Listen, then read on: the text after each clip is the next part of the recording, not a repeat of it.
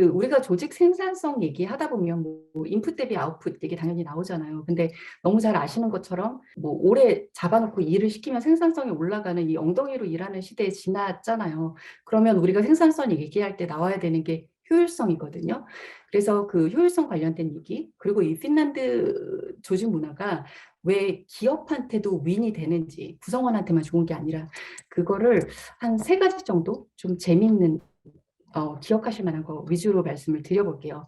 이 첫 번째는 그 핀란드어로 라케사타이네 이렇게 말하는 게 있는데 이게 뭔 뜻이냐면 법률로 보장된 뭐 이런 거예요.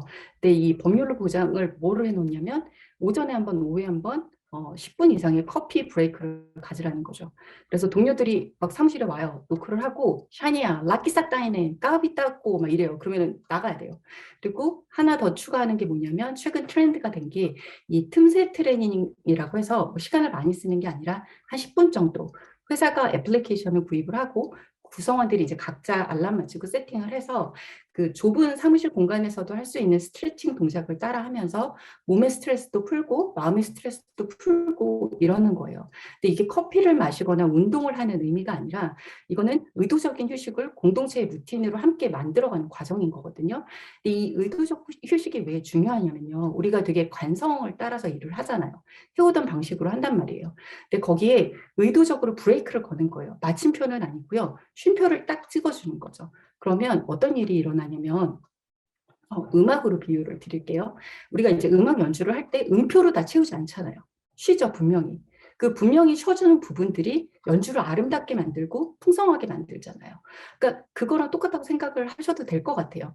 이 우리가 막 계속 해오던 방식대로 그냥 하고 있었는데 의식적으로 브레이크를 살짝 걸어주는 거예요. 그러면 우리 의식을 쉬게 만들거든요. 의도적으로. 그러는 동안 무의식이 일을 해요. 무의식이 뭔 일을 하냐면 전에 해보지 않았던 새로운 솔루션, 참신한 방법 이런 거를 찾아내는 거죠.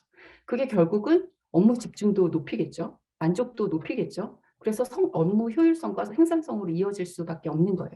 이 첫 번째 의도적 휴식 말씀드리고 싶고요. 두 번째는 이게 너무 원론적인 얘기라고 생각하실 수도 있을 것 같은데 그럼에도 불구하고 해야겠어요. 저는 주도적으로 일하는 문화 너무 중요해요. 주어진 일이 아니라 주도적으로 일하는 문화요.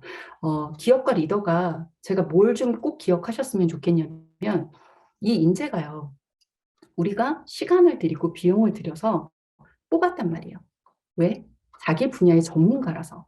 이 다양한 분야의 전문가들이 우리가 뽑은 인재다. 이걸 기억을 하면서 구성원들을 바라보면 믿고 맡기기가 좀 더 쉬워지고 그들의 주도성과 자율성을 존중해 주기가 좀 더 쉬워지는 거거든요. 그러면 기존에 감시하고 통제하던 우리 기업들은 뭘 하라는 얘기냐, 뭘 하셔야 되냐면 동기를 부여하셔야 돼요.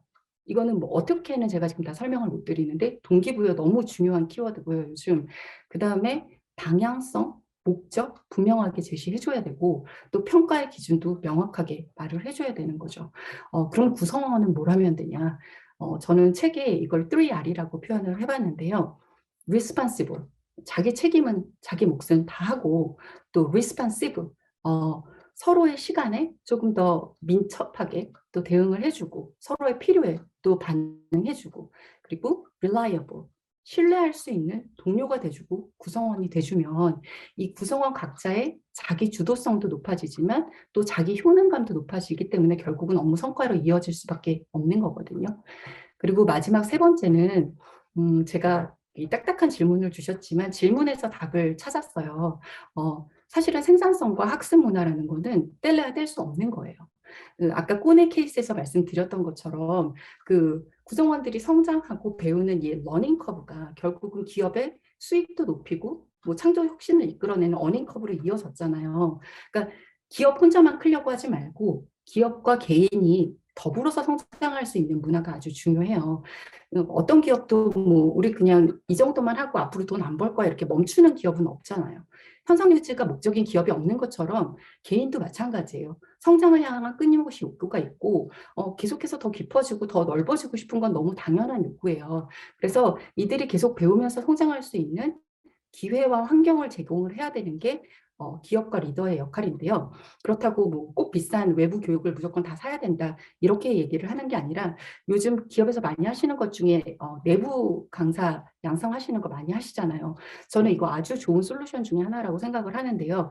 왜냐하면 내가 가르치면서 우리 마크가 강조하는 배우는 그 상호학습이 일어나고요. 이 가르치고 배우는 상호학습을 통해서 서로에 대한 이해를 더 잘하게 돼요. 그러면 결국 협업 효과가 올라갈 수밖에 없잖아요. 그래서 이게 너무 중요한데 이거에 제가 플러스 하나 더 기업들한테 좀 부탁을 드리고 싶은 게 있다면 구성원이 정말 서로 다른 분야의 전문가들이잖아요.